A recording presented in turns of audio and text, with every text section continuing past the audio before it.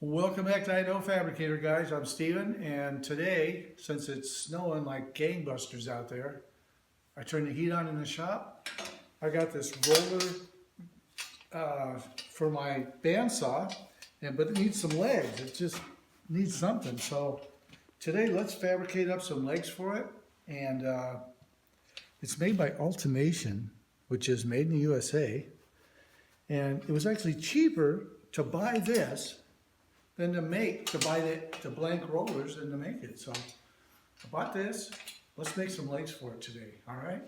All right, guys, so I made a little sketch here. Let me show you, because I need to figure out how tall to make the legs.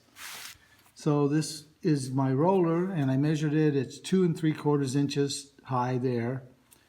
And this represents these adjustable feet that I got. And I figured 2 1/8 inches, that gives me the ability to go up and down in the middle of it.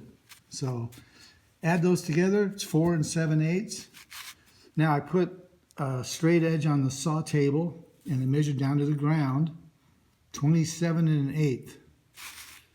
So, gosh, I sure am glad I paid attention in high school when they were talking about fractions. So 27 1/8 minus 4 7/8 is 22 3/8. And then I had to subtract 1/8 of an inch because this piece here is 1/8 of an inch thick. So my legs are going to be 22 1/4 inches. Okay? So let me show you kind of what I'm thinking about doing. I got some cardboard because I like using cardboard because it's easier to cut than steel. I've got some 1 3/4 square tube, which will be just fine. And what I did is I cut this out, okay? And I measured the distance on these holes. So this is 3 inches center to center, all right? So I figured overall 4 inches, so I cut it out. It's 2 inches wide, because I already had 2 inch wide flat material.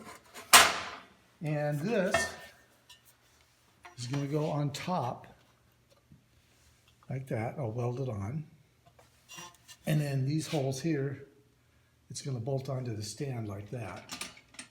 Okay. And then on the bottom, I've got some 1.5 inch flat stock. And I'm going to drill a hole and weld these metric nuts in there, so that this will thread in to the bottom and give me the adjustment that I want. So pretty easy. And then I'm thinking, so I'm going to have a leg here and a leg here, obviously. And I think I'll put something in between it. Okay, 22 1/4. So touch it to the blade, slide it over, 22 1/4. And clamp it.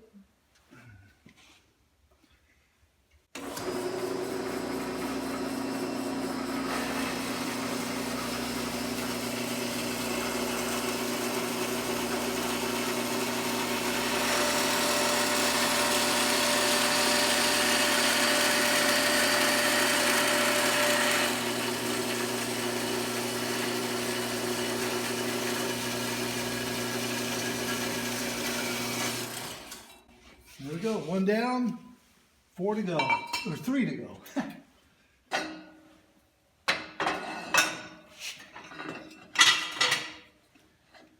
Measure this one from the other side. And the reason I flip that around, guys, is I have a nice square edge here from the saw. And you can see this it's got the yellow paint on it. That's how the metal shop knows that that's 120 wall tubing, because it's got yellow paint on it. And this one's got to be 22 1/4.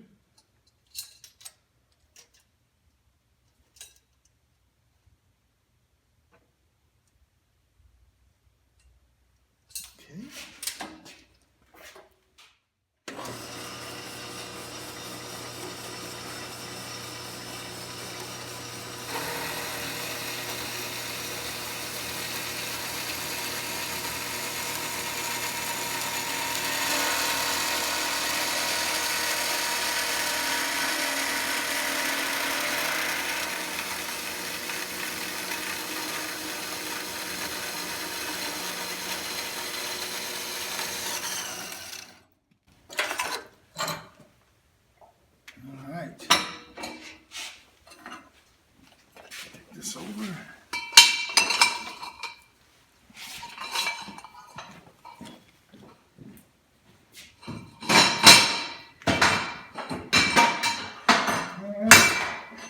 4 legs there.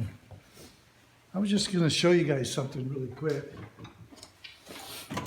So this is what I just cut off the saw, and you can see that it's nice and square. This is that edge that comes from the steel store.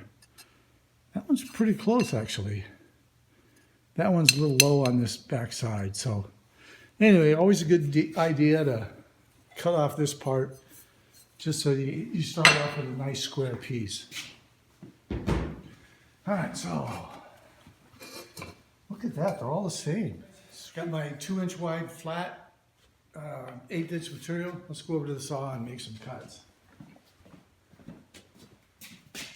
All right. Lower this down a little bit. I suppose there's different schools of thought on whether this should be standing up or laying down, but I'm kind of thinking it should be flat. But if you guys have some info on that, leave me a comment, because I'm still learning this thing. All right.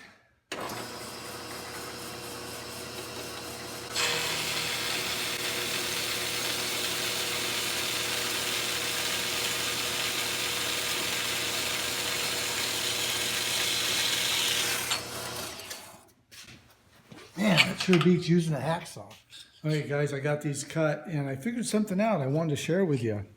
So remember I was wondering, should I cut them like this way down or lay them flat? Well, this one here, I cut on end. I don't know if you can see the saw marks on there. And this was cutting it flat. That's a way better edge. So I'm thinking laying it flat's the way to go. I don't know, let me know. All right, so I got these 4, and here's my cardboard template, and they're gonna fit on there like that. I'll mark those, cut those little tabs, corners off and around it, drill some holes. So we'll do that in a minute. But I gotta take this stuff here, this 1.5 inches, which is gonna fit, should fit, if my calculations are correct. It'll fit inside here, like that. I'm gonna tuck it inside, weld the nut on, tuck it inside, weld it around, and it'll look sweet.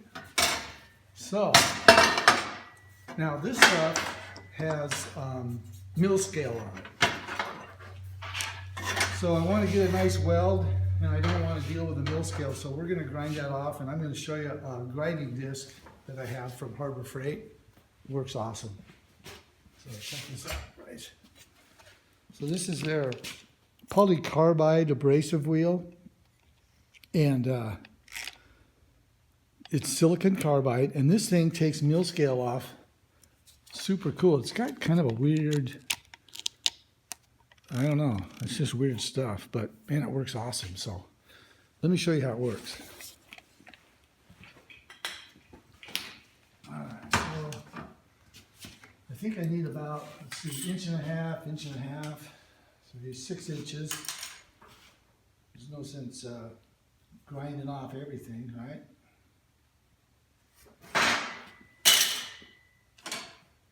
And clamp this down. All right, watch how this works. It's pretty cool.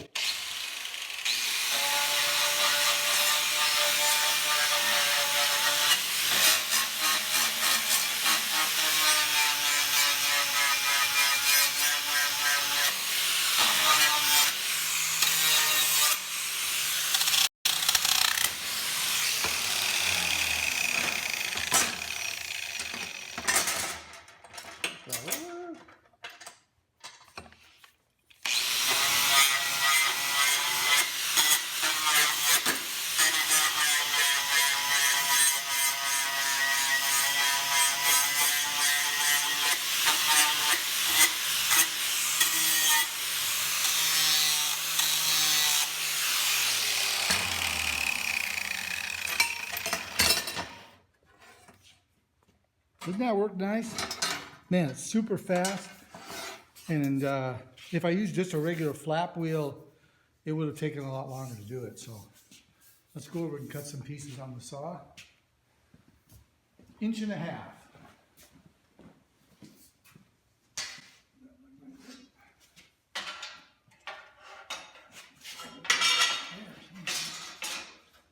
All right, get my tape measure. Lower this down.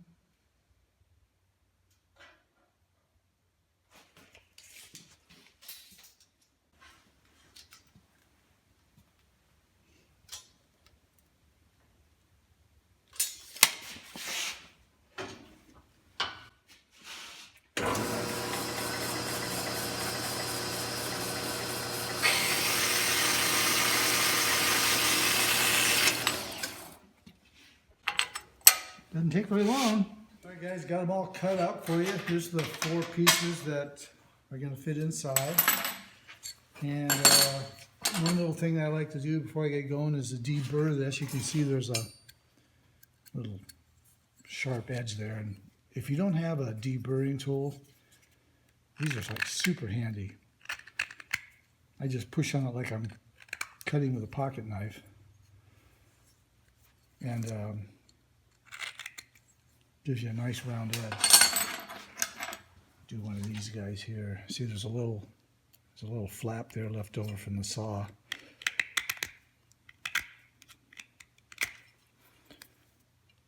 Sometimes it takes a couple of tries. You could do it on the sander, but this is a lot quieter. Sander makes a lot of racket.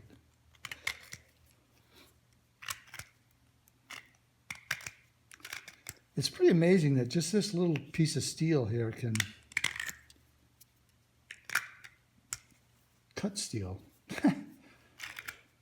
You know, you can't cut your finger with it, but you can cut steel with it. All right, so got those all deburred.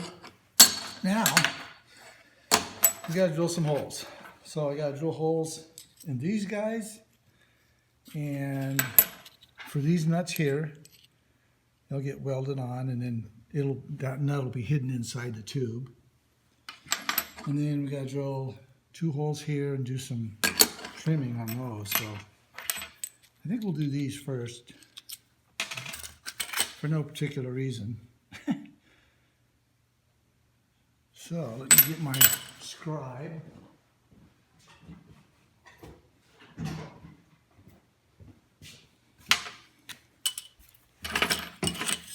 Let's find the center. Oops, almost dropped it.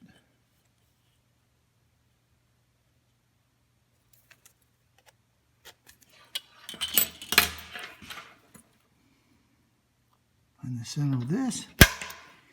Give it a little mark. And then give it a little bigger mark. Okay, and I'm hoping that I can stack these in my drill press vise and drill all 4 at once. Oop, I missed one of these. So let's see how that works. Thought I had them all done, but I missed one.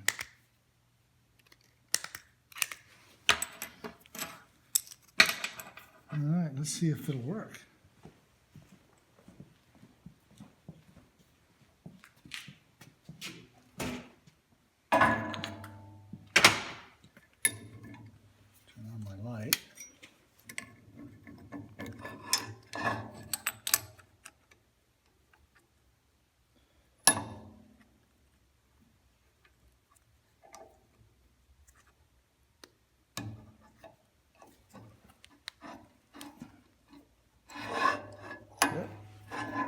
Houston, I think we have liftoff. Let's draw a small hole and then work our way up. Oops, got that one in there crooked.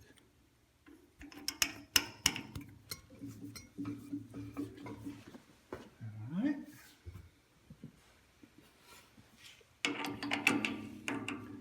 I won't bore you guys with all this drilling, but I just want to show you sometimes if you can make one, drill them all at once, that's kind of handy.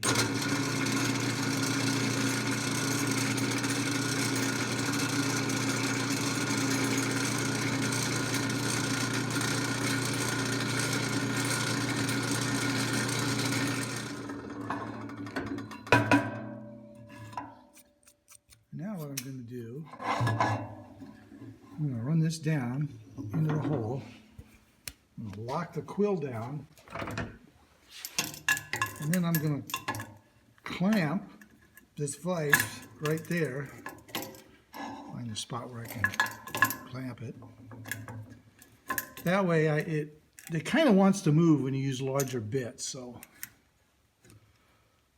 there's one.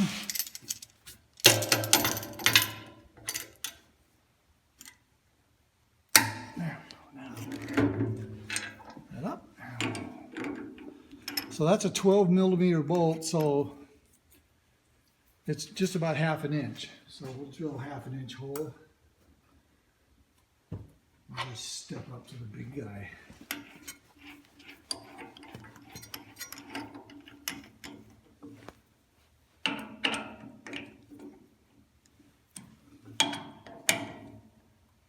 Okay. A little.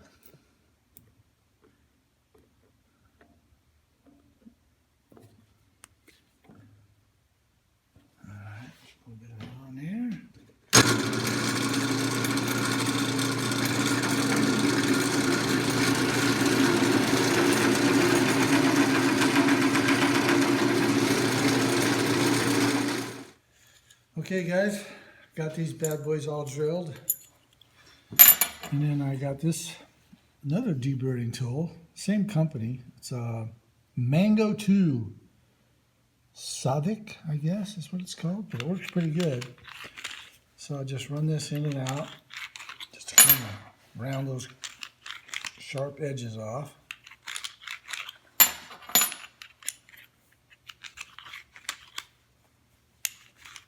And this one here. Alright, nice. All right, now we got to make this part here. So 3-inch center. These are 4 inches wide, so that would put the center line of the hole at 1/2 inch from the edge.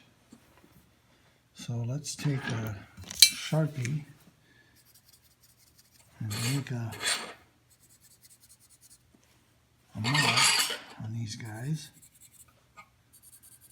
I don't think I'm going to drill these all together. I think I'll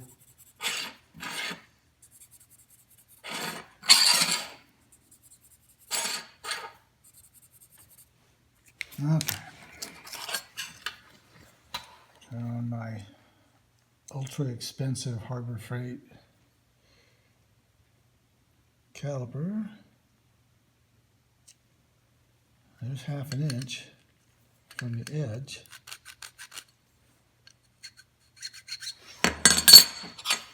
So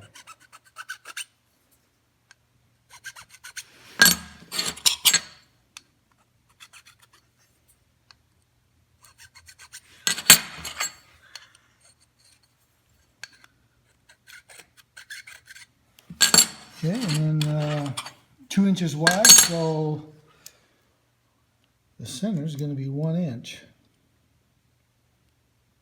Oh, man. Almost had it on the first shot. Yeah, baby.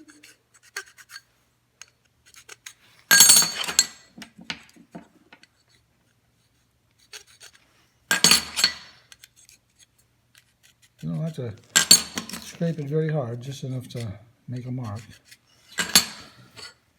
Alright, that's good. I'm going to take this guy here, find the center.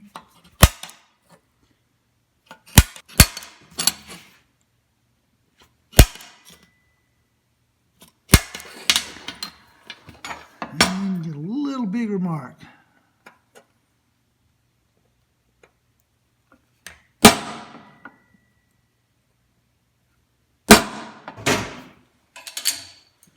I like these step drills for a couple of reasons. One, that they they're very easy to use. This is a Milwaukee one. It has 2 flutes, which I like better than the single flute. And what's kind of cool, and I'll show you, is once you drill through it and get to your 3/8, let's see, where's 3/8 in here? It's right there. Once you get to the 3/8 mark, if you go down just a little bit, the next hole up will deburr the edge. It's pretty cool.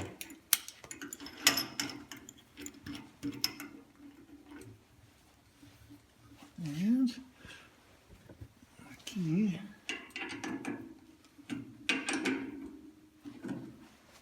Get some go juice. Raise the table up a little bit. All right.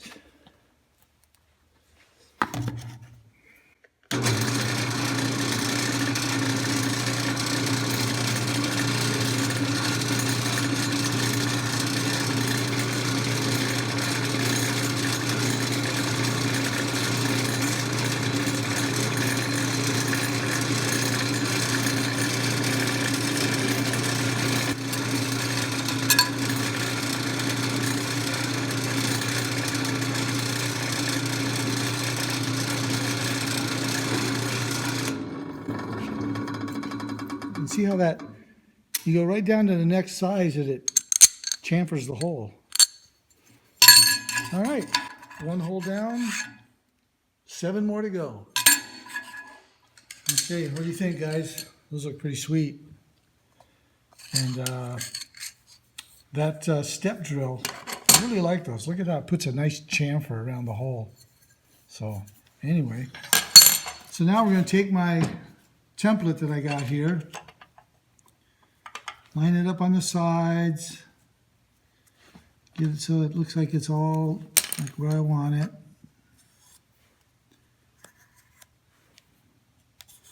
Mark it. And then I'm going to go over to my little bandsaw over there, cut those out real quick for you. And when we get back, I'll show you how to really make these look nice. See you in a minute. All right, guys. A little bit of time on the little bandsaw, which that little saw is handy too. Got all these corners done, and then one of the things I like to do is go ahead and bolt these together. And then we'll take a little trip over to the belt sander and even up all the edges so they're all exactly the same.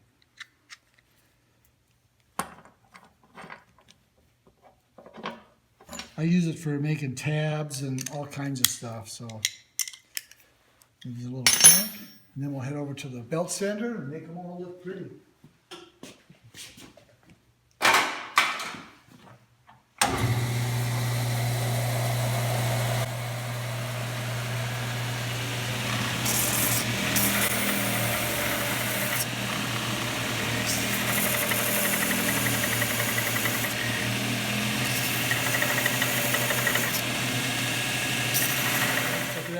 So I bolt those all together, and the nice thing is that a little bit of belt sanding, and they're all pretty much the same size. So kind of a nice little trick, so your stuff looks like you had a CNC machine. All right, so I got those ready. These are ready. So I guess we're ready to start welding. So let me get my welder turned on, and we're going to make some sparks.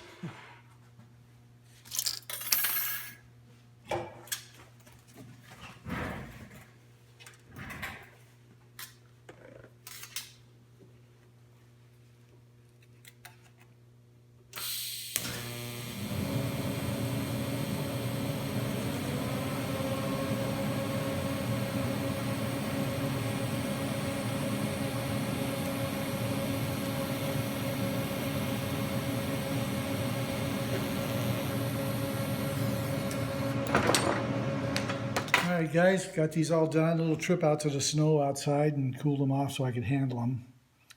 I like using these flange nuts because I don't really have to add any filler. I can just, the flange becomes the filler. Kind of a nice way to do it. Okay, so these are going to go on the end there, and it's a pretty good sized gap, so I'm going to MIG weld that because it's just too big of a gap for TIG welding. So let me get a magnet.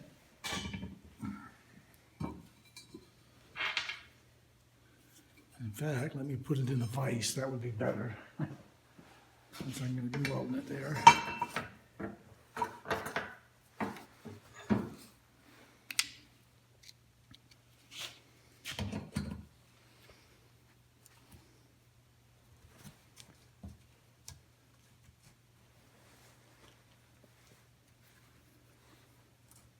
All right, I'll tack the corners and then it'll be a beautiful thing. All right, we're back. I MIG welded those ends and then I went ahead and hit them on the belt sander, smoothed them up, looks pretty good. And then I went ahead and welded those ears on. Looks pretty good, I'm happy with that. And tomorrow, I'm just tired, guys, so let's pick this up tomorrow morning. We'll mount these on the rollers, and we'll measure for the brace that goes in between the legs, throw some primer on the legs, and paint them. And check this out. I think it's as close as I could find. Maui blue. Perfect for this time of year when the snow's falling. I'll see you tomorrow morning. All right, guys, it's a new day. Time to finish up this roller stand. I got the legs stuck on there so you can get a visual of what it's going to look like. And I did a temporary measurement and add 2 inches for these. It'll be perfect. So today, I want to add a brace in between these legs and prime and paint and finish this project up. So I save, as you can see from my pile of remnants, I found a piece that's just almost perfectly long enough to make 2 little braces in between here. So what I did was I put these little blocks of steel that I have, because the legs kind of move a little bit, you know, in and out. And so I get the legs nice and square like that, and then measure in between, and it looks like 9 7/16. So let's head over to the saw. Ooh, sometimes it, okay. Right there.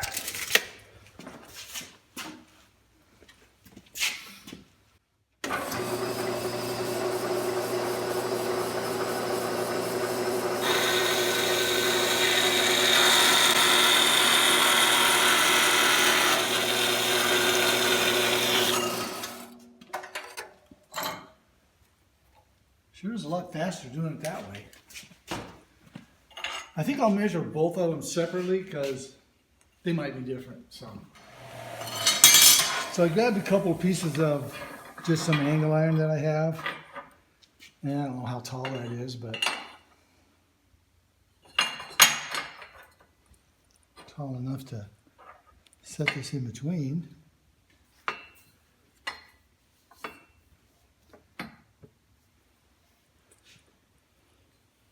And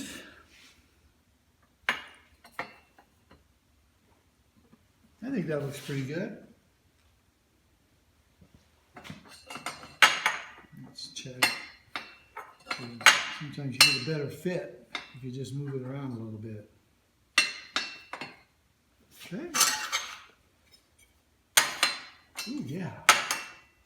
Ooh, yeah. All right, I'm going to get a clamp. Oh yeah, that looks nice. Now, just to double check that it's centered. So this is 1 3/4, this is 1 inch. So that leaves 3/4 left over, half of 3/4, 3/8. So we'll set this at 3/8.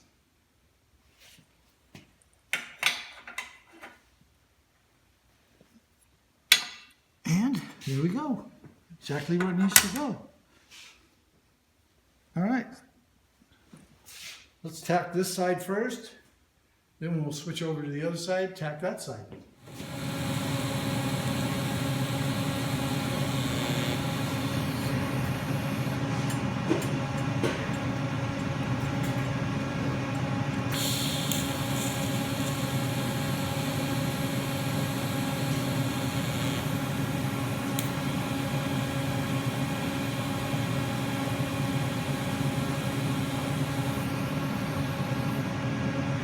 Side braces welded on, and turned out good. Everything stayed nice and square. I left the legs bolted onto the top rail so they wouldn't move on me. And yeah, I'm real happy with it. Turned out nice. Measurements are good. So I'm going to take these 2 cans of paint in the house, put them in the sink with some hot water, get the paint at a better temperature because it lays better when it's warm. And we'll lay some primer and some paint, and we'll call this project a wrap. All right, guys, let me show you what a little primer and Maui blue paint turns out like. Looks pretty good, huh? And the stuff rolls nice and easy, and it supports it. And one thing that I did notice I wanted to share with you is these adjustable feet are really handy. So, what I discovered was, I know this is going to sound strange, but my floor isn't flat. It's like crooked all different ways. So the adjustable feet allow you to level this so that it's the same level as this, and then it just rolls nice and easy. And I'm real happy with it. So there you have it, guys. Roller stand legs. Let's see, that's all I got for you today. I'll see you next time at Idaho Fabricator.